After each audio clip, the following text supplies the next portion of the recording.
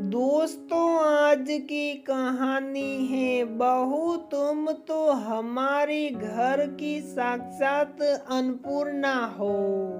दोस्तों, कहानी शुरू करने से पहले अगर आपने हमारे चैनल को सब्सक्राइब नहीं किया है तो सब्सक्राइब कर लीजिए ताकि आपके पास पहुंचे हर नया वीडियो।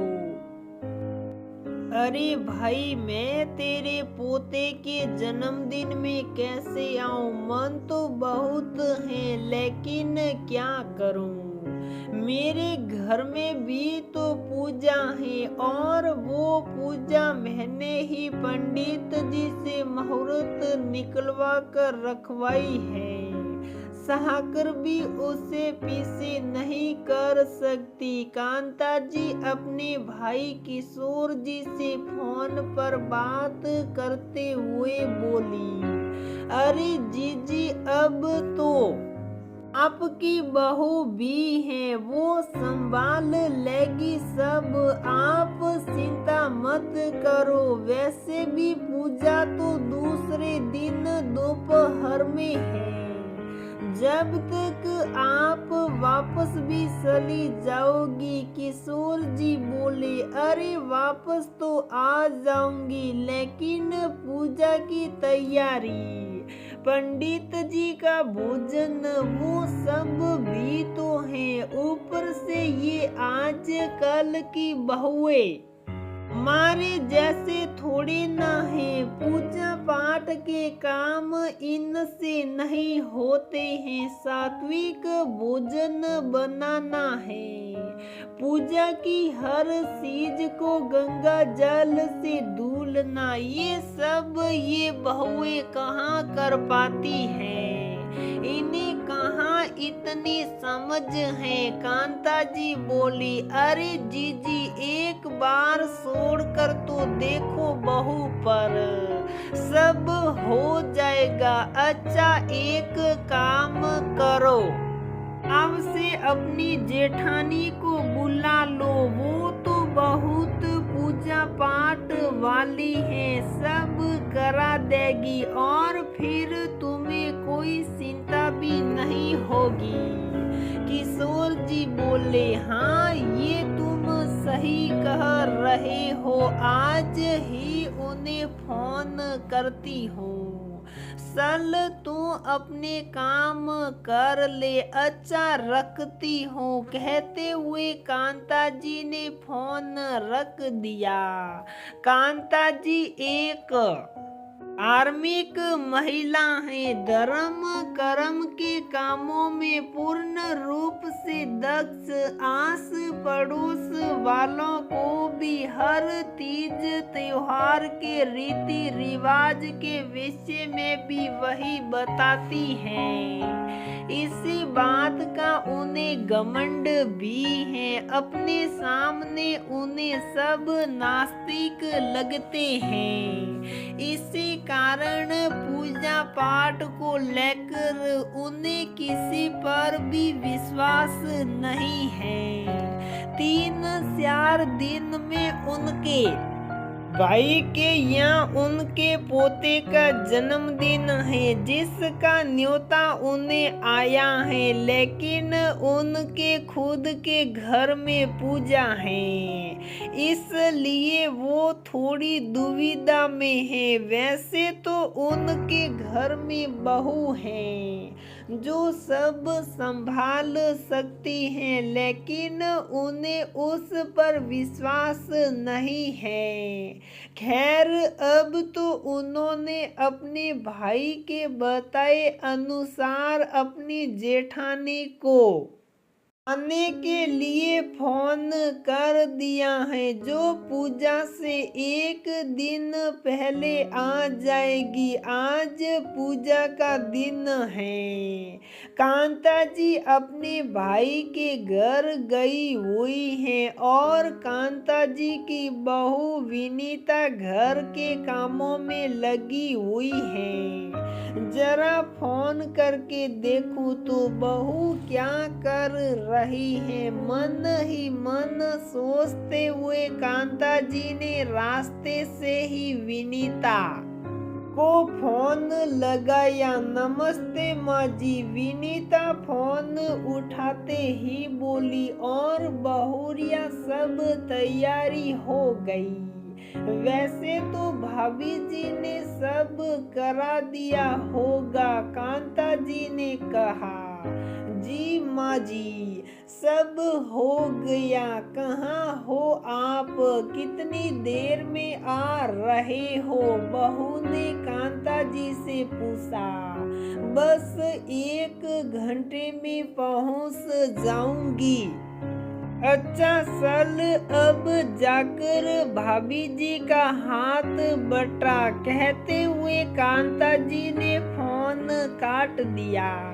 फोन रख कर विनीता फिर रसोई और पूजा के कामों में लग गई।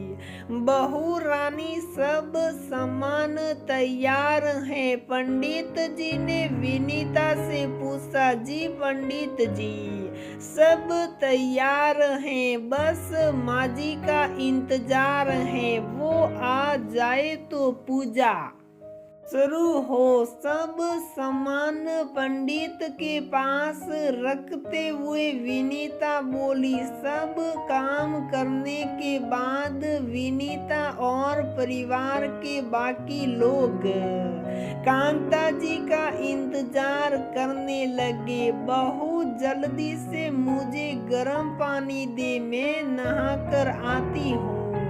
इतना आप पूजा की तैयारी शुरू कीजिए। पंडित जी आंगन में कपड़ों का बैग रखते हुए कांता जी बोली। नहा धोकर कांता जी आ गई। पूजा शुरू हुई। अरे भाई रोली कहाँ गई? कुछ ढूंढते हुए पंडित जी के मुंह से निकला। रुको पंडित जी, मैं लाती हूँ। पूजा घर में एक न एक पैकेट तो होगा ही।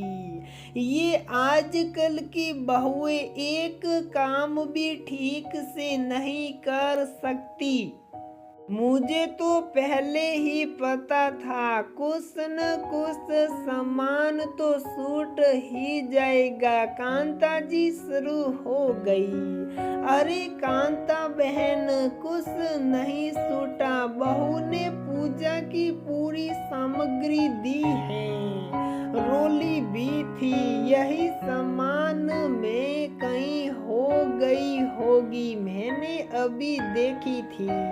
सब सामग्री पंडित जी ने कहा। अरे पंडित जी, इन बहुओं का ऐसा ही रहता है। कांता जी बोली। लो बहन जी, मिल गई।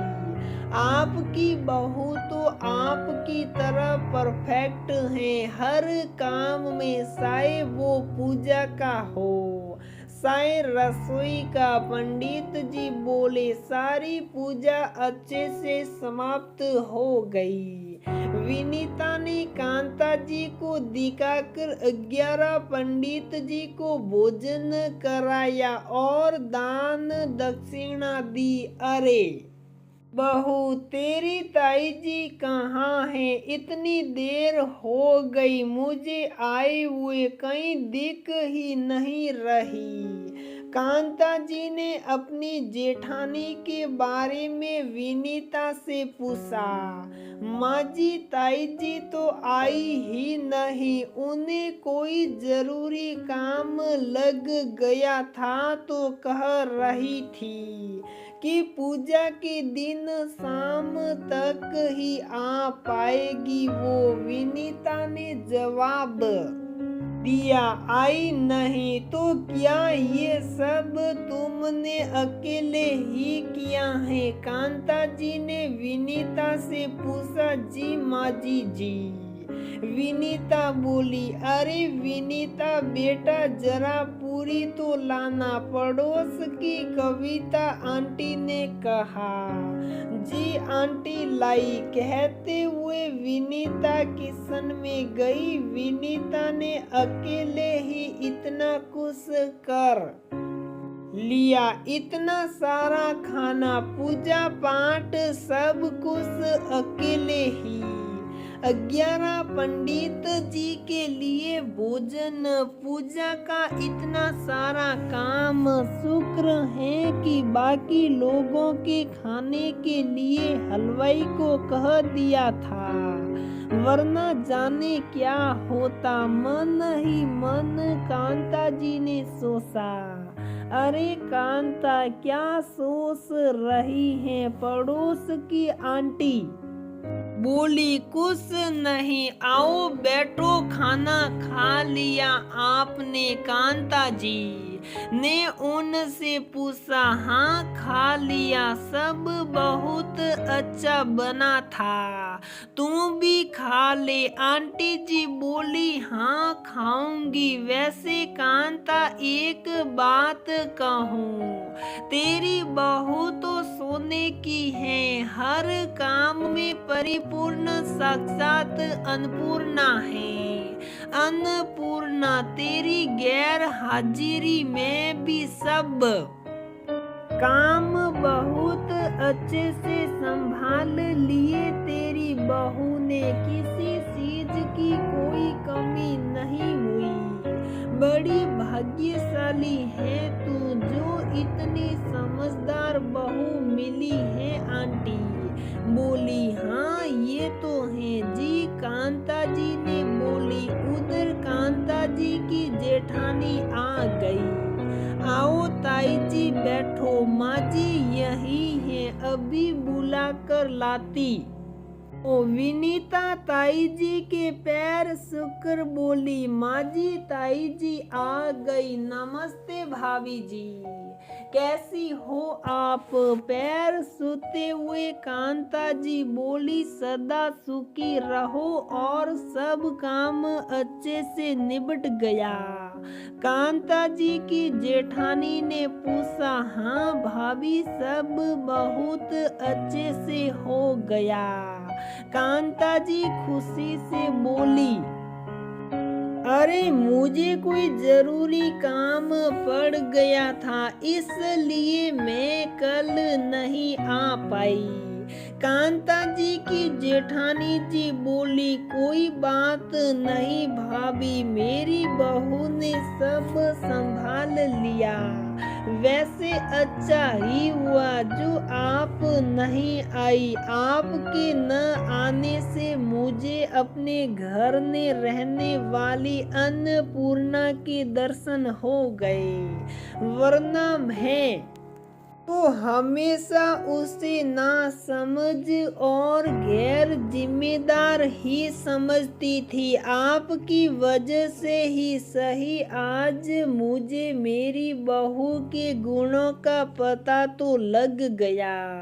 कांता जी गर्व से बोली। कांता जी के मुंह से ये सब सुनकर उनकी जेठानी जी खुश हुई, क्योंकि वो कांता जी को यही एहसास दिलाना चाहती थी कि आज कल की बहुएं भी जिम्मेदार और पूजा पाठ को मानने वाली होती हैं।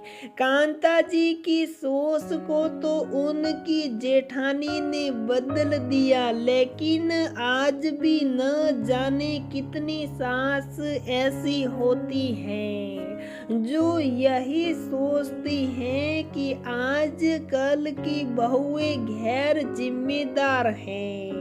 पूजा पाठ धर्म कर्म से उन्हें कोई मतलब नहीं होता।